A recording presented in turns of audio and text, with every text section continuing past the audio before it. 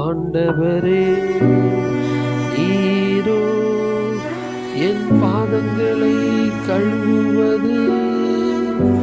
அதற்கு இயேசு, நான் உன் பாதங்களை கழுவாவிடில் உனக்கு என்னோடு பங்கில்லை என்றார்.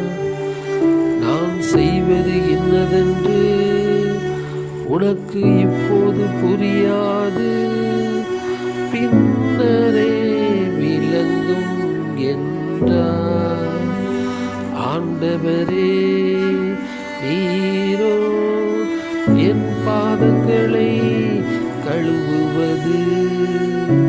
அதற்கு இயேசு, நான் உன் பாதங்களை கழுவாவிடில் உனக்கு என்னோடு பங்கில்லை என்றார் இயேசு.